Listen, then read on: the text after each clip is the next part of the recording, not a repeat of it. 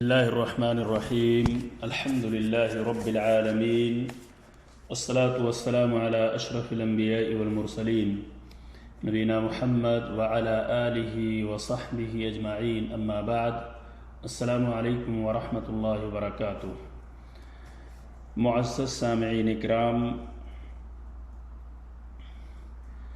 آج کے اس درس میں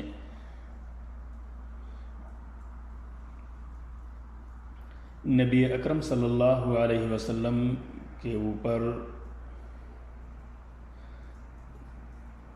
یا نبی اکرم صلی اللہ علیہ وسلم پر درود پڑھنے کی فضیلت کے بارے میں چند باتیں ہم پیش کریں گے۔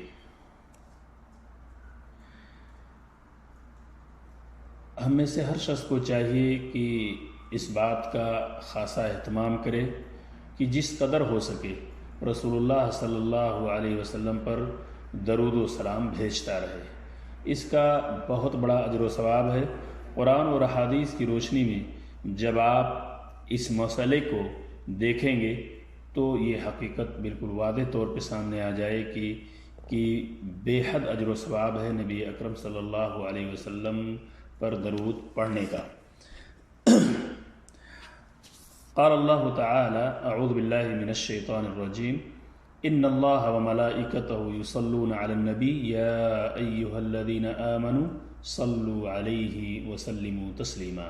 سورۃ الاحزاب آیت نمبر 56۔ اس آیت کا ترجمہ ہے کہ بے شک اللہ تعالی اور اس کے فرشتے نبی اکرم صلی اللہ علیہ وسلم پر درود بھیجتے ہیں۔ اے ایمان والو، تم بھی ان پر درود اور سلام بھیجو۔ اور یہاں صلاۃ کی نسبت اللہ تبارک تعالیٰ کی طرف ہو تو اس کا معنی کیا ہے؟ اس کا معنی ہے رحمت و کرم۔ فرشتوں کی طرف اگر صلاۃ کی نسبت ہو تو اس کا معنی ہوتا ہے، اس کا مطلب ہوتا ہے استغفار، اور وہی صلاۃ اگر انسانوں کی طرف ہو تو دعا کرنے کا مطلب ہوتا ہے، اس کا مطلب ہوتا ہے دعا کرنا۔ اس آیت کے اندر مسلمانوں کو صلاۃ اور سلام دونوں کا حکم دیا گیا ہے۔ تو انسانوں کی طرف جب اس کی نسبت ہو تو دعا کے معنی میں، یعنی کہ صلاۃ و سلام ہمارے بھیجنے کا مطلب یہ ہے کہ ہم اللہ کے رسول صلی اللہ علیہ وسلم کے لیے دعا کریں۔ اور وہیں صلاۃ و سلام جب یہ اللہ اور اس کے فرشتے جب صلاۃ بھیجتے ہیں تو صلاۃ میں یہاں جو اللہ کی طرف نسبت کی گئی اس کا معنی رحمت ہے۔ اللہ تعالیٰ نبی اکرم صلی اللہ علیہ وسلم کی طرف اپنی رحمت نازل فرماتا ہے۔ اور وہیں فرشتوں کے بارے میں بھی بات کہی تو فرشتے اللہ کے رسول صلی اللہ علیہ وسلم کے لیے استغفار کرتے ہیں۔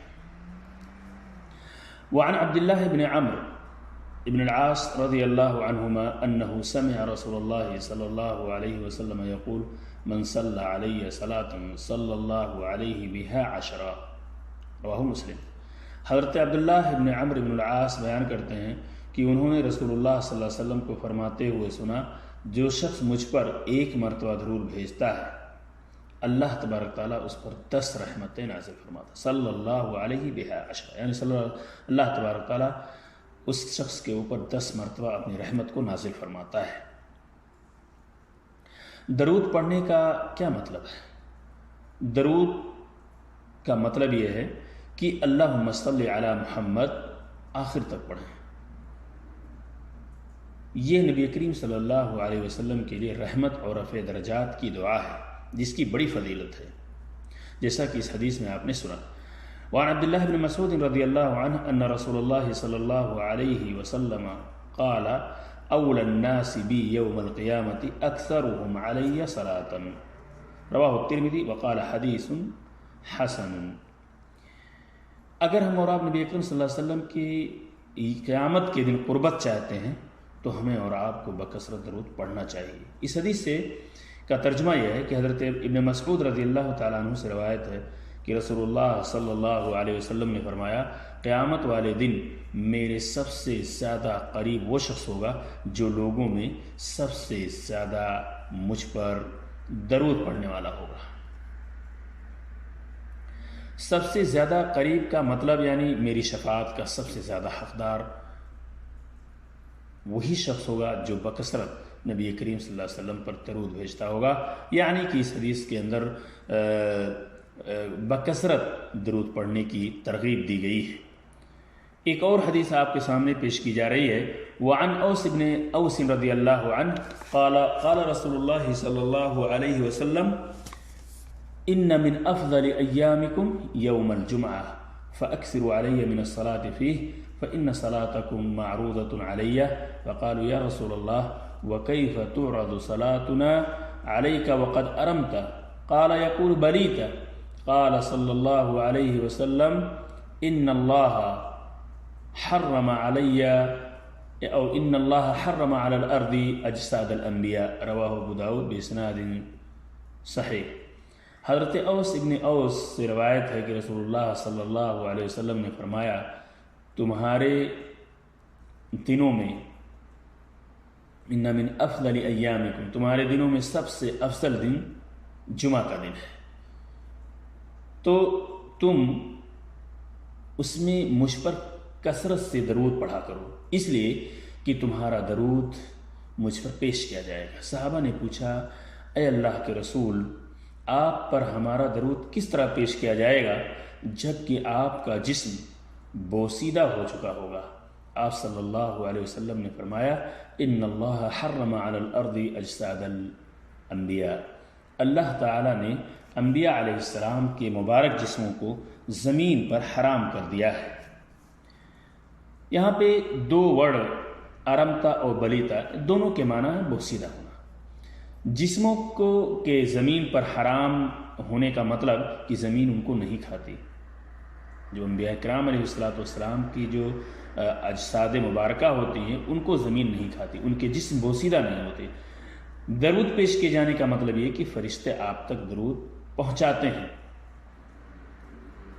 جیسا کہ بعض روایتوں میں اس کی صراحت موجود ہے۔ اور اس کے علاوہ اس وقت آپ پر آپ کی روح بھی لوٹائی جاتی ہے اور آپ اس کا جواب مرحمت فرماتے ہیں۔ محدثین کے نزدیک رد روح سے متعلق جو روایت ہے وہ حسن درجے کی یعنی قابل قبول ہے۔ وعن ابی ہریرہ رضی اللہ عنہ قال قال رسول اللہ صلی اللہ علیہ وسلم رغم انف رجل ذکرت عنده فلم يصلی علی، بڑی سخت وعید ہے اس شخص کے لیے جو نبی اکرم صلی اللہ علیہ وسلم کا نام جب ذکر کیا جائے تو آپ صلی اللہ علیہ وسلم پر درود نہ بھیجے۔ اور یہ روایت ترمذی کے اندر موجود ہے، جس روایت کے اندر وعید بیان کی گئی ہے، یہ روایت ہے ترمذی کی اور حدیث حسن کہا ہے امام ترمذی رحمۃ اللہ علیہ نے۔ ترجمہ ہے حدیث کا حضرت ابو ہریرہ رضی اللہ تعالیٰ عنہ سے روایت ہے کہ رسول اللہ صلی اللہ علیہ وسلم نے فرمایا اس آدمی کی ناک خاک آلود ہو جس کے سامنے میرا ذکر کیا جائے اور وہ مجھ پر درود نہ پڑھے۔